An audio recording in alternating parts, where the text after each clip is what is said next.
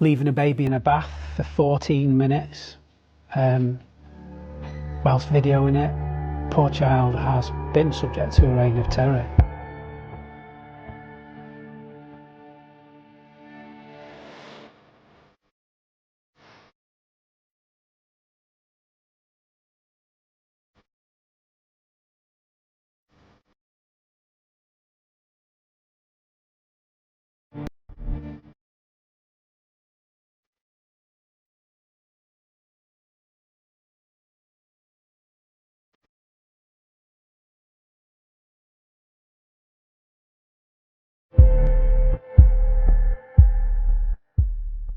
"13 months old, 9 weeks in their care, at least 10 contacts with multiple agencies, 40 injuries at autopsy, 0 interventions. This is the behavioral failure map of Preston Davey, not how one person failed, how every person failed, how the same baby was seen by police, by social workers, by health visitors, by hospital clinicians, and every single one of them closed the file. They were approved adopters. A secondary school teacher, an accountant in training, vetted, interviewed, cleared. The adoption panel saw a teacher with an easy manner. The hospital saw a concerned father. The social worker saw a clean home. Nobody saw the 40 injuries. Nobody saw the Snapchat. Preston Davey was a healthy baby when he was placed in their care. 9 weeks later, he was dead. This is how it happened. Jamie Varley, born 1993, secondary school teacher, clean record, easy manner. The same charm that got him through the adoption panel would later disarm every social worker and hospital clinician who saw the bruises. You had lived together as a couple since 2019. In December 2021, you were registered as prospective adopted parents. On 9th March 2023, following an adoption training and assessment process, the local authority adoption panel approved your adoption of Preston Davey. They wanted a child. The system wanted to place a child. Preston Davey was 5 days old when he was taken into care. 9 months with a foster family, described as happy, healthy, thriving. April 2023. Placement begins. 16 days later, Varley took the first indecent image. The adoption process is designed to find people like Jamie Varley. Stable employment, clean background, articulate, presentable. Every vetting question has a right answer. He knew them all. The system is built to detect danger that looks like danger. It cannot detect danger that looks like competence.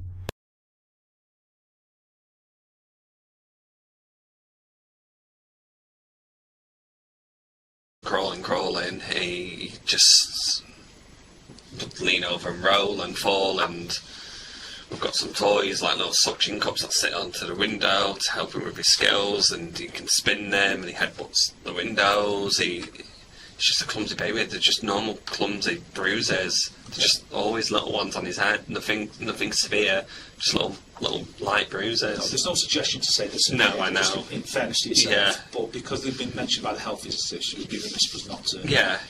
And we reported this to adoption now to social workers as well. Okay. So what I'd like to do then is go back to yesterday morning, and you're dressing baby Elijah to go to your mum's. Okay. Thinking about just Elijah's head at this point. Yeah. What injuries, marks, any blemishes at all that you can see? Absolutely nothing. Okay. So moving down his body then. Yeah. And we're now looking at his torso. Yeah. Front and back. Yeah. What injuries, what blemishes? Nothing. Nothing? Okay. No. Okay. Right arm. He had about 2 weeks ago or something like that, we went to the park and he had a little bit of a bruise from where the swing were, but I padded it with blankets at the front and the back because it's too small. But yesterday? Was that bruise still visible? No, I don't think it was, no. Okay. No, it wasn't. Thinking about his right arm then? Yeah. Any marks, blemishes at all on that arm? No. Any bruises? No. Left arm? No. Okay, so we're going to move down now to his hips. Any marks, bruises, or Anything abnormalities to No. Nothing his that I've genitalia? noticed. No. To his hips? No. To his buttocks? No. To his backside? No. Okay, right leg? No. Oh, he had some... Did he? I think he might have had a bruise or something on his sort of shin. He might have had one there. He described 0 injuries.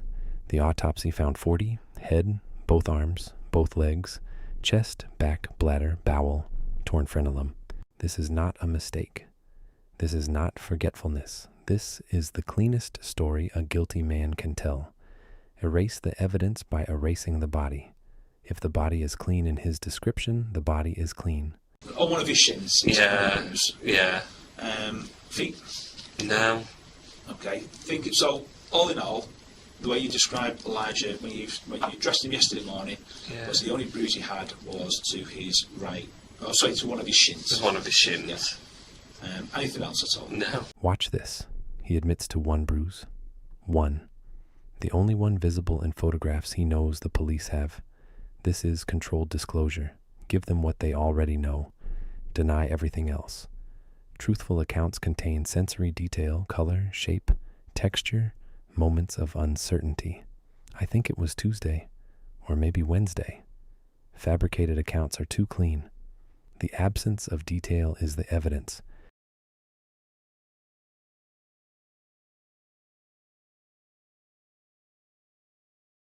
Will be BCG 378310, and this is from the 13th of May 2023 during the evening at 18:34. Preston, what is he lying in? A paddling pool. Okay, where is that paddling pool? In our back garden. Okay, at Davey Road. Correct. Okay. It's noted that there's a photo of what appears to be a dark bruise to the left-hand side of Preston's forehead. Tell me about that. No idea. Okay. How did it happen? No idea. Remember it? No. Did you cause it? No. Okay.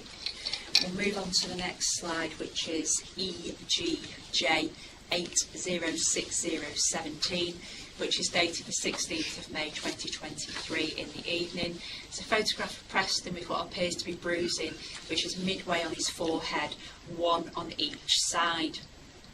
Tell me about that, Jamie. I can't. How did it happen? No idea. Did you cause that injury? No.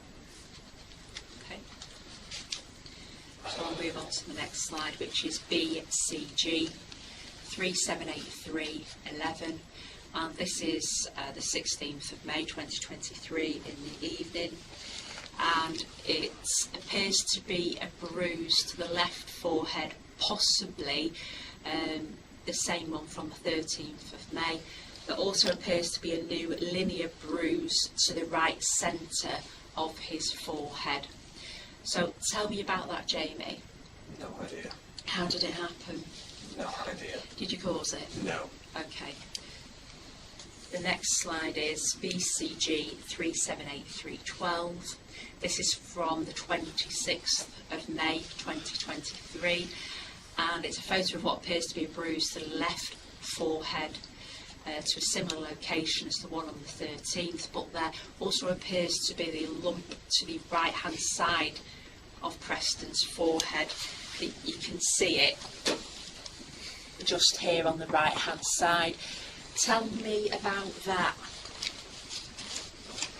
No idea. How did that happen? No idea. Did you inflict that upon No. Preston? No. Did anybody else? No. Who was there at the time? I don't even know when it was done. You just showed me a picture from that day. Can you recall where that picture was taken? Yeah, that was. Looks like it's the hospital, and I know that just because of his hand. Okay. Okay. We'll move on to the next slide, which is EGJ 806018. It's from the 26th of May.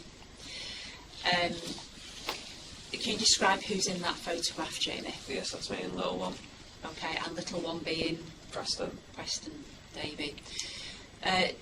it appears to be bruising midway on his forehead on the left side, and possibly also a bruise on the right side.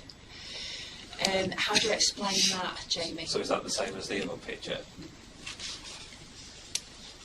So the next slide is BCG 378313, and this is from the 5th of June 2023 in the morning. Photograph of Preston with what appears to be a bruise to the right hand side of his forehead and a vertical linear bruise to the middle close to the bridge of his nose. Tell me about that, Jamie. Again, same with all of the bruises. I have no idea. However, what I will say, it looks like a right cheapy chap, and he looks happy, and he's in his bath seat. Is that your bathroom in that photograph? Correct. Yeah. Okay. Okay, we'll move on.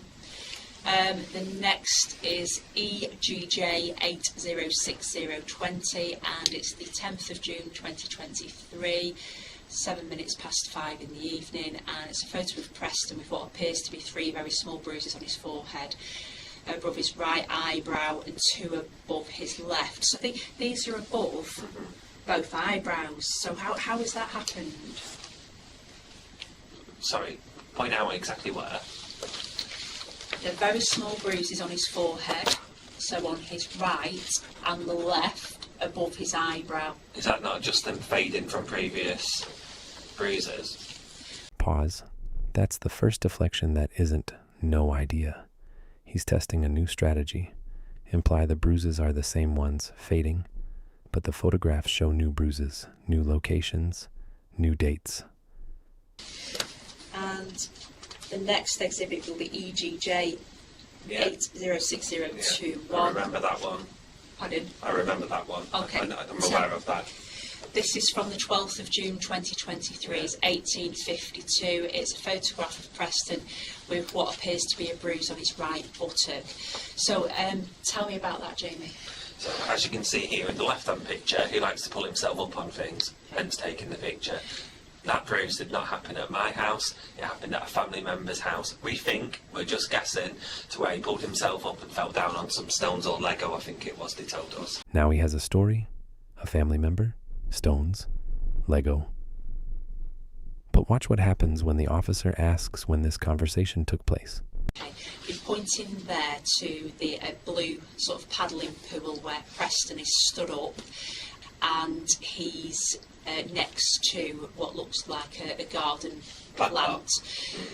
Where was that picture taken? That picture was taken at our house. At your house? Yes. Staining Road? Correct. Okay. So where did he have this accident? I think it was.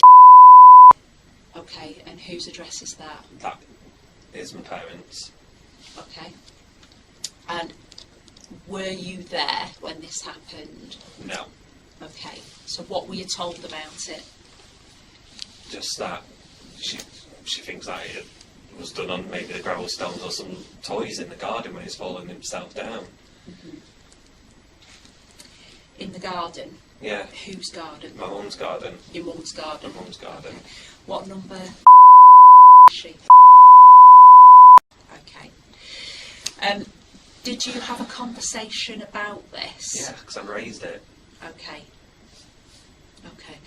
And what happened during that conversation? Just a brief conversation.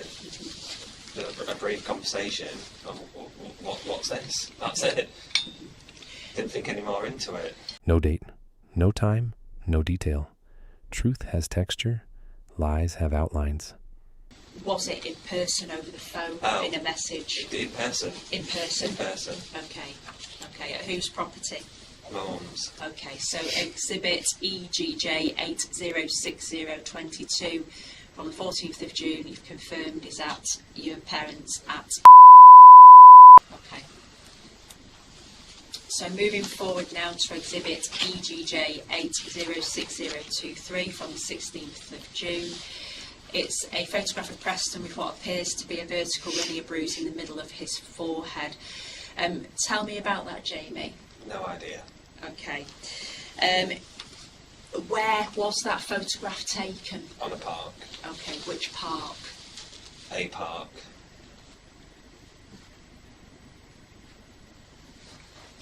Can you recall which one? Potentially, yes. Okay, which one was it? A park in Grimsby. In Grimsby? In Grimsby. Okay. Who was there on this occasion? Myself, John, and my mum. Okay.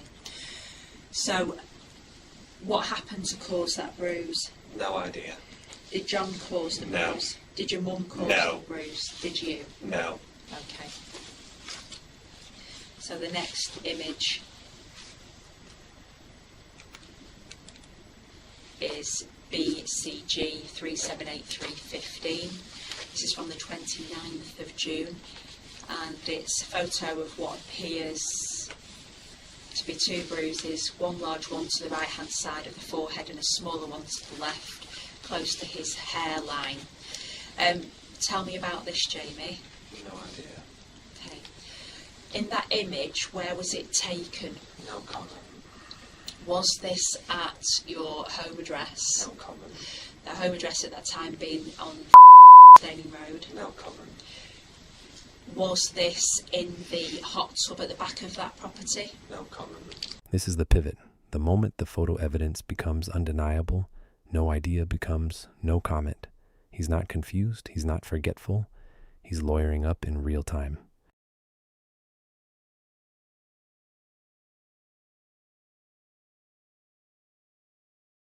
I only have two more that we just didn't cover. The bath, when you've taken him out of the bath, have you removed any of the water following that? No. Right, okay. No. But you did mention that the seal's not great, isn't it? Because when we've gone around to the The address, seal's not, but there's been no water in the bath. right. So the seal's not, but I've glued the seal onto it, so it Right. should be fixed. That was the first time I glued it. That was one of the things, actually, funny enough, that I did that day is glue the seal. Stop. He's telling them the drowning story before they've asked for it. I glued the seal that day. It was the first bath since. Every detail is preemptive, designed to explain why there's no water on the floor. But there's a problem. At the hospital, Preston was dry. No water in his lungs. No evidence of submersion. The pathologist found acute upper airways obstruction, smothering, not drowning. The bath was staging. The seal story was set dressing. A crime scene that didn't exist. Decorated to support a death that never happened the way he said it did. Varley didn't leave Preston in the bath and come back to find him submerged. He killed him, then ran the bath, then called for help.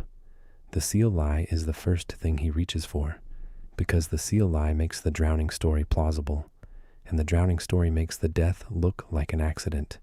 But the body told a different story. The body always does. And here's what unpacks the whole lie. A photo pulled from Varley's own phone shows Preston in the bath. No seat in sight, but Varley claimed the bath routine always used one. He photographed the contradiction himself, so the first bath claim is false. And if the first bath claim is false, then the seal story is unnecessary. If the seal story is unnecessary, the drowning is a lie. One photograph, one contradiction. The entire narrative collapses.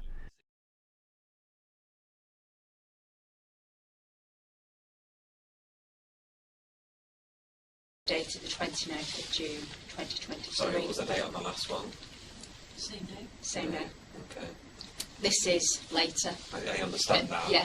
But he's coming across with all your pictures, like there is a million photos of him with constantly having bruises on his head, but you're showing him repeat of photographs.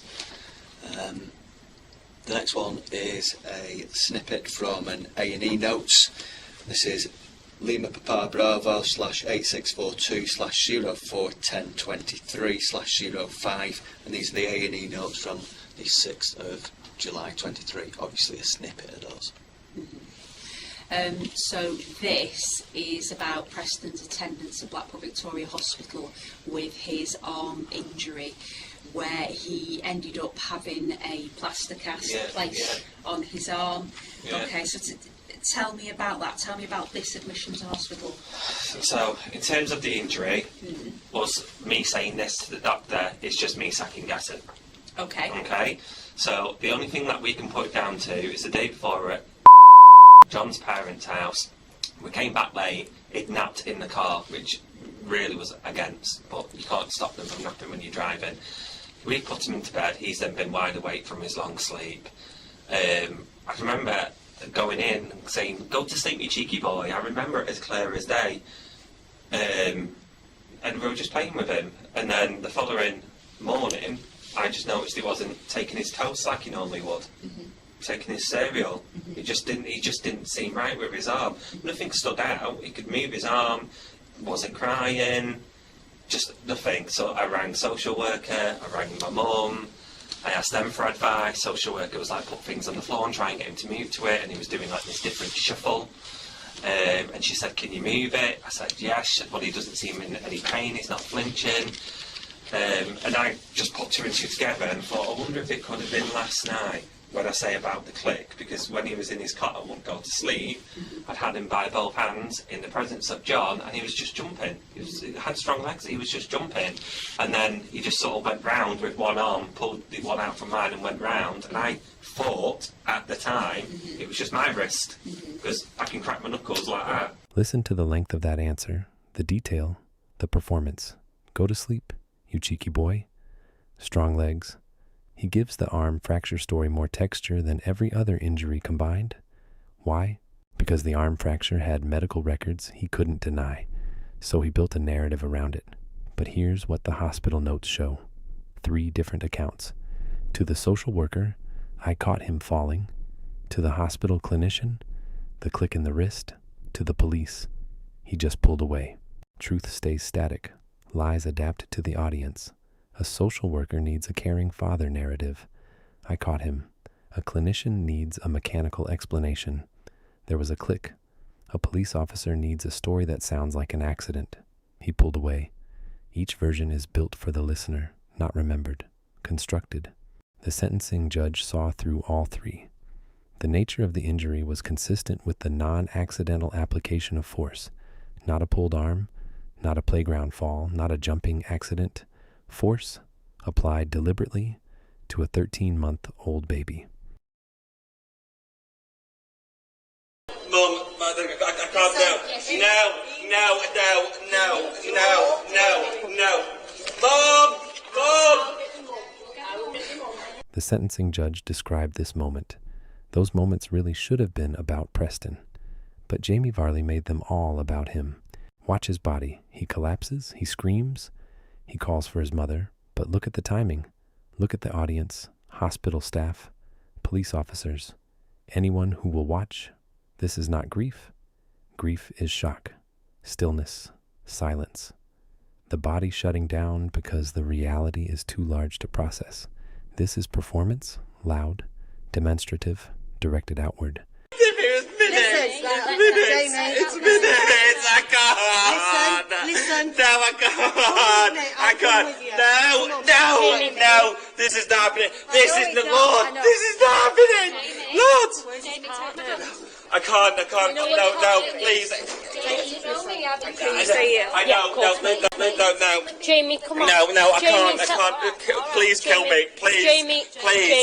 Please. Jamie. I can't. No. This is not. Jamie. No. Jamie, look at me. No. Jamie, look at me. No. John. Your son needs you. He doesn't need me. He doesn't need me. This is my fault. I left him literally 2 minutes when I went and got changed. Jamie. He was in his chair. Jamie, your son needs you. And the words, "It's my fault." Not, "What happened to him?" Not, "Is he okay?" Not, "Please help him. It's my fault." The confession disguised as grief. Even in performance, the truth leaks through. 2 performances, 2 audiences. For the hospital, the devastated father. For the police, the cooperative witness. Neither one is real. The man who spent 9 weeks documenting his abuse of this child is now performing grief for the audience of hospital staff. He is not mourning Preston. He is mourning the life he just lost.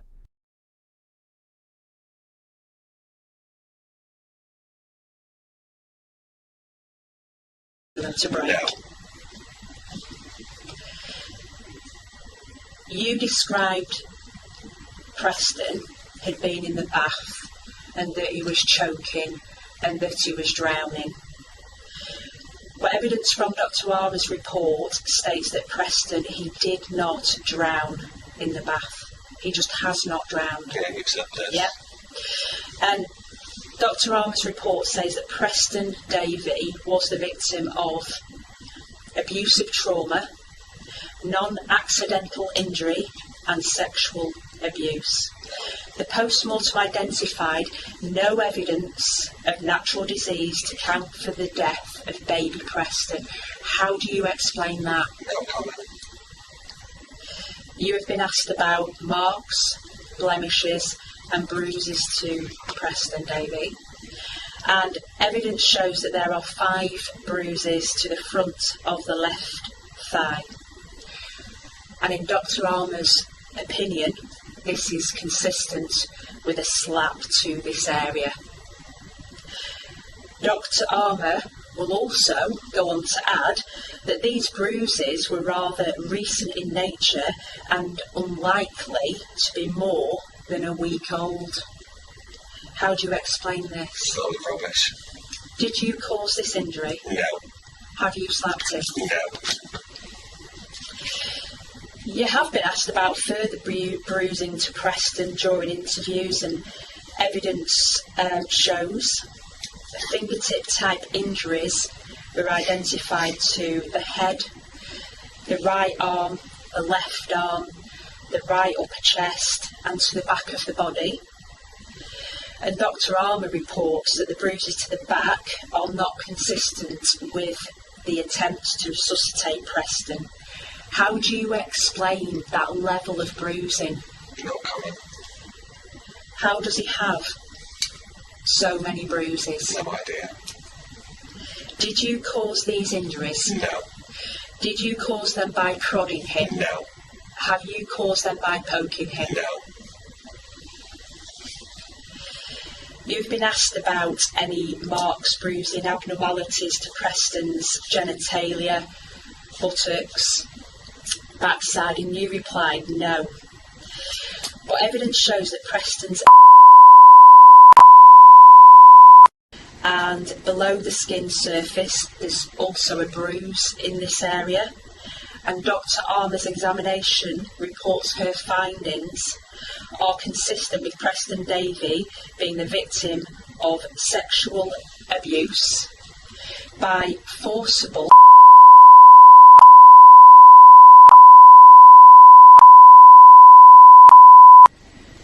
which would include a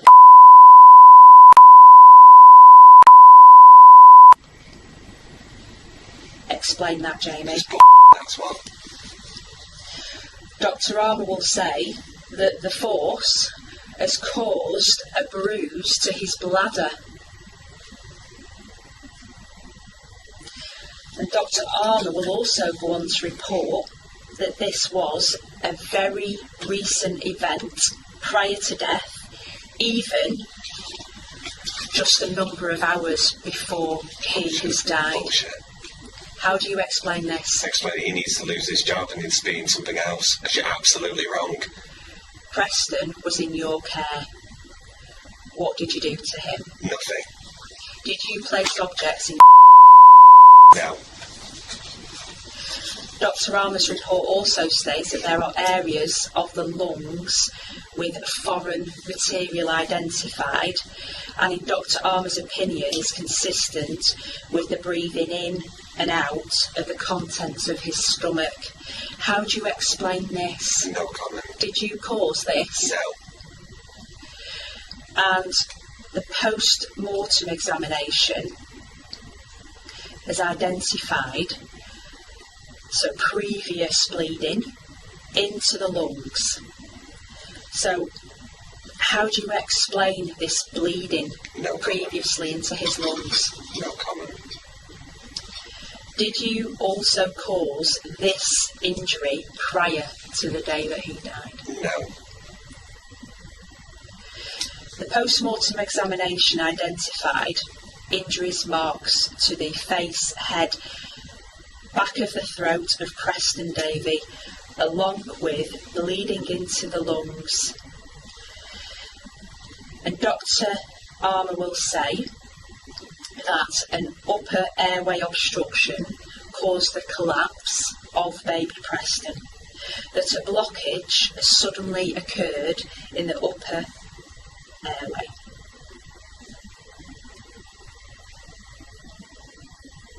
Dr. Armour reports that this is caused by a deliberate act of smothering with a hand or soft fabric, sealing the external airways, or by the insertion of an object or objects into the mouth. You're wrong. How do you explain this? You're wrong. Is this what you did on the 27th of July 2023 to Preston? No.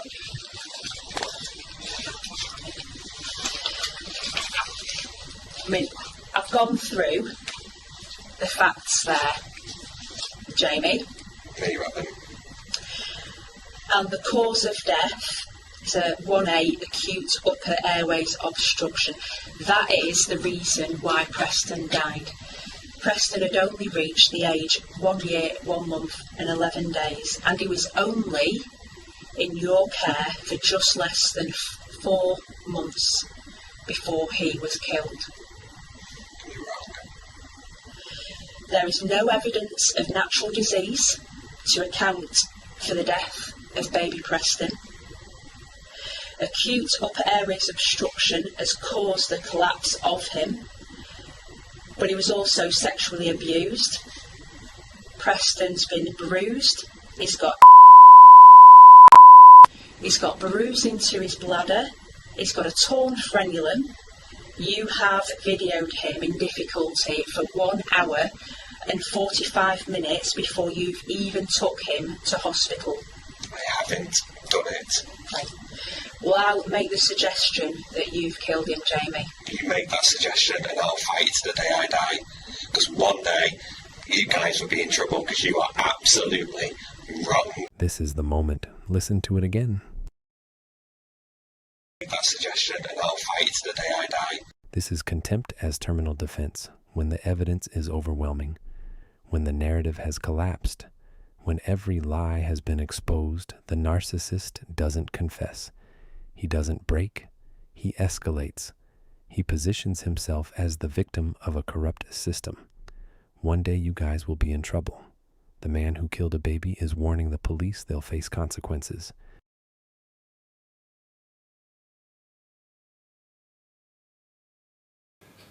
Over the previous 4 months, you and John McGowan-Fazakerley had been responsible for his care as his prospective adopted parents.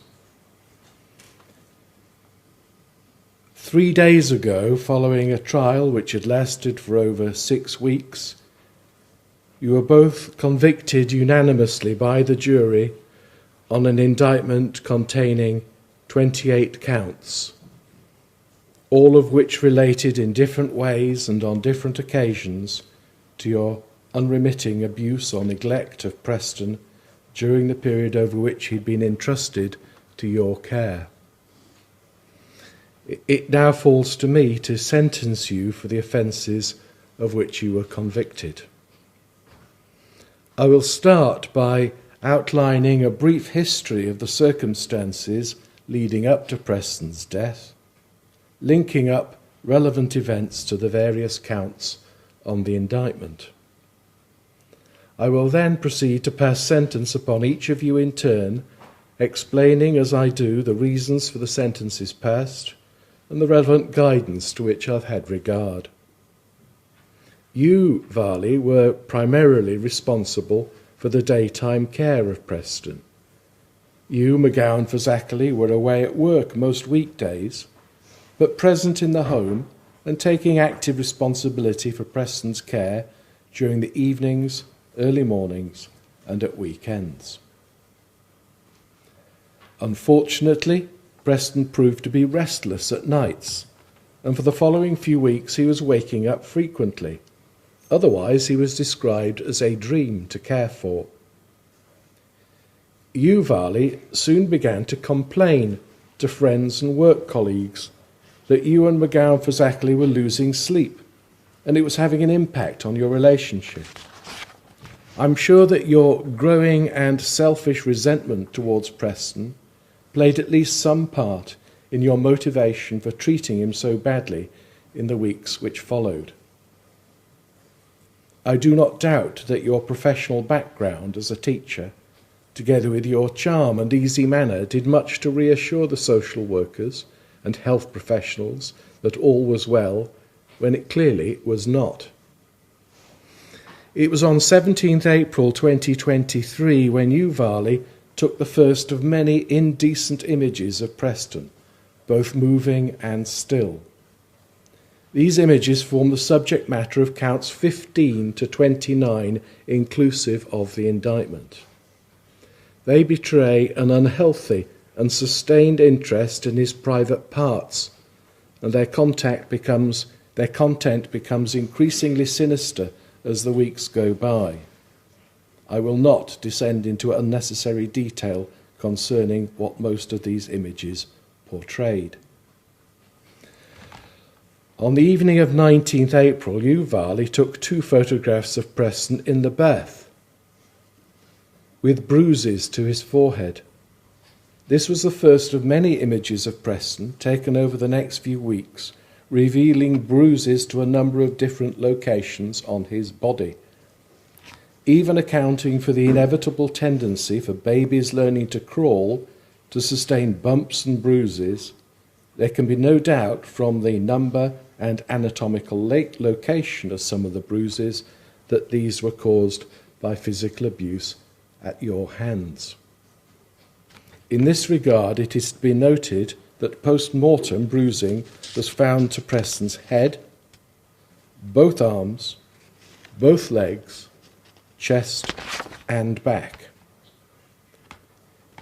It is against the background of what is portrayed in the films and images that the injuries sustained in life that the jury were sure that you, McGowan-Fazakerley, are guilty of allowing the death of a child under count 5 of the indictment, and child cruelty under count 8 of the indictment, and that you, Varley, are guilty of child cruelty of both a physical and psychological nature under count 6 and 7 of the indictment. On 25th May 2023,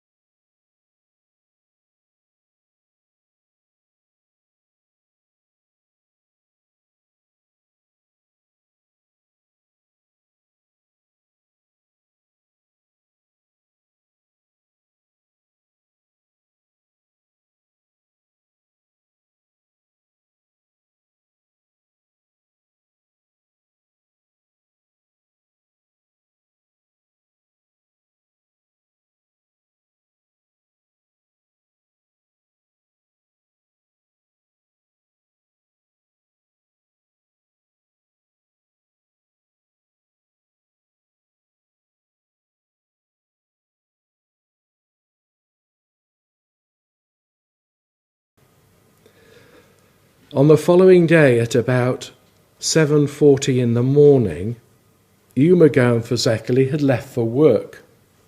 You, Varley, set up your phone to record Preston in the bath, where you left him alone for nearly a quarter of an hour. The deeply disturbing video shows Preston floundering about and losing his balance in the bath without intervention. No one, let alone an adoptive parent and teacher, could possibly witness what is depicted in this footage without realising the obvious cruelty and danger to Preston which it entailed. This formed the basis of count 14 on the indictment. 27th July 2023 was the day of Preston's murder. That afternoon you, Varley, were again at home with Preston. At about 4:45 in the afternoon, Preston was having a seizure. You videoed it. I'm sure that it was caused by your further abuse. Preston's lips are again blue. The expert evidence reveals that he must have stopped breathing for probably 45 seconds or more before the video had started, and he is seen to take no breaths in the first 15 seconds thereafter. He was plainly in need of urgent medical attention. I am sure that the reason you did not seek it was out of fear of discovery of what you'd done to him. Your cruel neglect forms the basis of the charge of cruelty under count 4 of the indictment. You, Varley, said that Preston had made what appeared to be a full recovery from this seizure when you put him in the bath and left him there momentarily, only to discover upon your return that he'd fallen over from his bath seat and was partially submerged in the water. All this was a lie. No evidence of drowning was found at post-mortem, and the pathologist who performed it reached the conclusion that Preston's death had been caused by the acute obstruction of his upper airways. You were the only person with Preston that afternoon. It was you who did this. You murdered him. This forms the basis of your conviction on count 1. It was too late to save him. He was in cardiac arrest and pronounced dead at 7:20 that evening.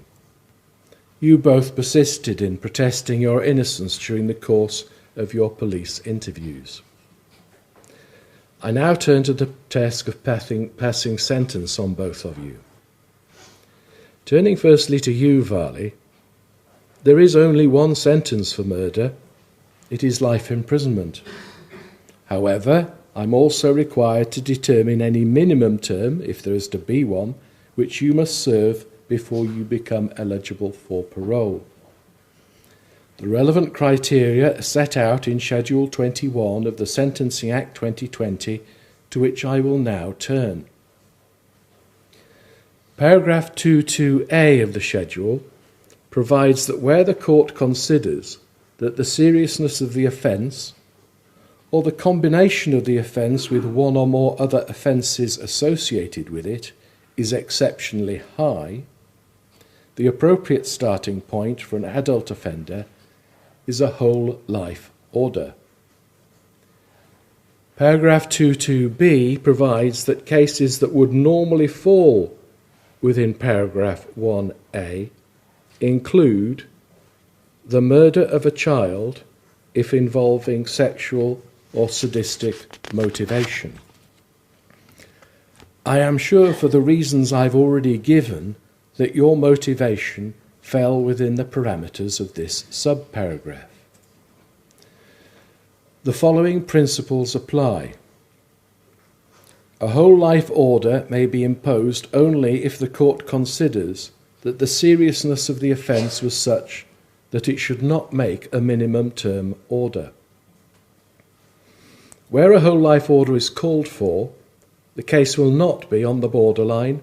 The facts of the case considered as a whole must leave the court in no doubt that the offender must be kept in prison for the rest of his life. I am satisfied that the starting point of a whole life order is also the finishing point. This is a case of the utmost extreme gravity. You will stay in prison for the rest of your life. You will never be eligible for parole. I turn now to counts 3 and 11 of assault by penetration of a child under 13. The approach I must take is set out in the sentencing guideline, the application of which first involves assessing the level of harm and culpability. Preston was particularly vulnerable due to his extreme youth. This in turn rendered it anatomically certain on the facts of this case that the acts of penetration would be dangerous on each occasion. These factors placed your offending into Category 1 harm. With respect to culpability, the following factors were present. 1, there was a gross abuse of trust. 2, you had previously been violent to Preston. 3, you recorded a sexual image of the damage done on your mobile phone. It follows that your offending falls into Category A, culpability. By the application of the guideline, the appropriate starting point is 16 years custody within a category range of 13 to 19 years. It is a potentially mitigating factor that you have no previous convictions, but in your case, I've already identified the relevant caveats concerning the weight to be given to this factor. Bearing in mind the combination of several factors reflecting on your high culpability, and the fact that 2 separate offences are involved, I move to a sentence of 19 years imprisonment. No purpose will be served by making a detailed assessment of dangerous, bearing in mind that you will be serving a whole life sentence. In any event, I'd conclude that the length of the determinative sentence imposed in any event would have been such as to render the imposition of an extended term unnecessary. I observe that the principles of totality can be observed by imposing these sentences concurrently to all of the others which I have and will pass. I now turn to counts 4, 6, 7, 13 and 14, all of which relate to cruelty to a person under 16. In this case, I'm satisfied that you subjected Preston to prolonged and multiple incidents of serious cruelty, including serious neglect, together with your gratuitous degradation of him and sadistic behaviour. This combination puts your offending in culpability A. I'm also satisfied that your cruelty exposed him to a high likelihood of serious psychological, developmental and emotional harm. This places the level of harm within Category 2. The appropriate starting point is 6 years custody within a category range of 4 to 8 years custody. I move to the top of the category range to 8 years custody to reflect the number of occasions of offending, but order that they should be served concurrently to each other and to the sentences passed on all other counts. I now turn to count 10, inflicting grievous bodily harm. This is a high culpability case because Preston was obviously vulnerable due to his age and circumstances. The harm caused fell into Category 3. The appropriate starting point is 2 years custody within a category range of 1 to 3 years custody. The aggravating features are that the offence was committed in a domestic abuse context. It was against a background of a history of violence or abuse towards Preston. It involved an abuse of power and a position of trust. I take into account again that you are of good character. Balancing these factors, I move to the top of the range at 3 years custody, which sentence will, again to reflect the principle of totality, run concurrently to your sentences on all the other counts. I now turn to counts 15 to 29 on the indictment, which relate to the indecent images. These are by no means trivial offences, but the taking of some of these images has already been relied upon to aggravate some of the convictions I have listed above. Taking into account the principle of totality, against the imposition of a whole life sentence, I would impose no extra penalty in respect of these offences. Your total sentence is therefore a whole life order of imprisonment. I now turn to you, Mr. McGowan-Fazakerley. Count 5 relates to allowing the death of a child. Your culpability is very high. There were prolonged and multiple incidents of serious cruelty, including serious neglect of Preston, combined with a failure on your part to take any steps to protect him from offences in which the above factors are present. The level of harm is death. Accordingly, the appropriate starting point, applying the guideline, will be 14 years custody within a category range of 12 to 18 years custody.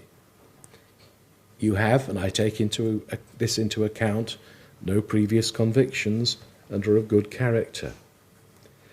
To reflect totality, I will take this as the lead offence against you in respect of count A relating to cruelty to a person under 16.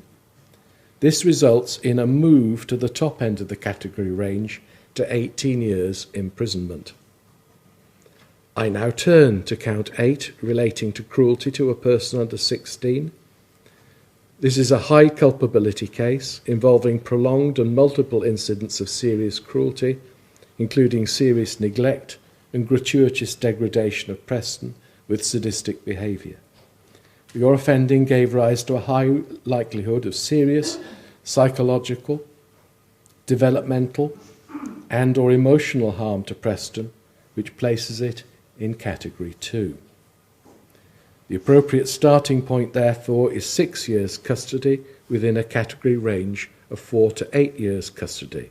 Again, I take into account your good character. To reflect the prolonged period over which your offending took place, I move to the top of the category range to 8 years. To reflect totality, this will be served concurrently to your sentence on the other counts. I turn next to count 12, relating to sexual assault of a child under 13.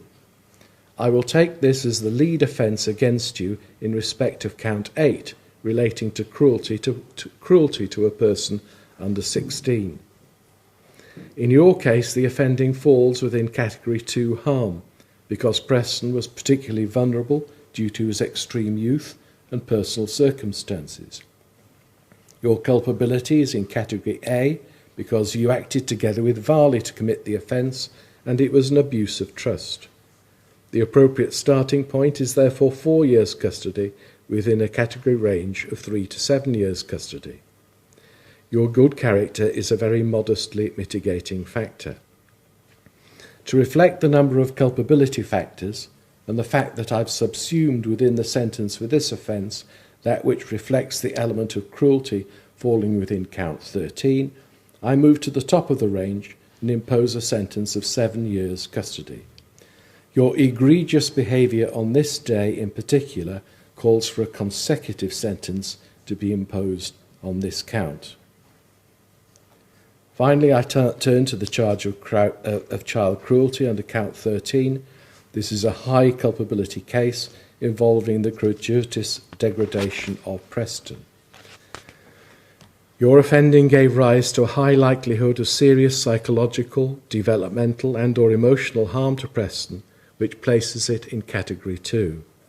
The appropriate starting point is 6 years custody within a category range of 4 to 8 years custody. Again, I take into account your good character. I consider that the starting point of 6 years should also be the end point in your case on this offence.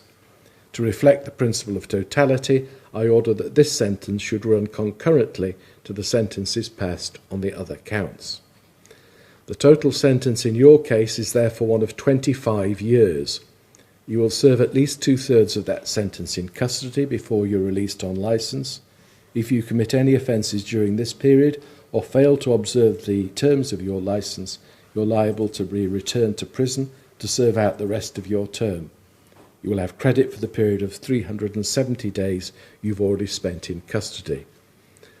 I've considered the statutory dangerousness provisions, and although I find you dangerous, the length of the custodial term and the licence period which follows provides, in my view, adequate protection. 13 months old, 40 injuries, 10 agency contacts, One question that still hasn't been answered: how many chances does a child get before someone looks at the whole picture?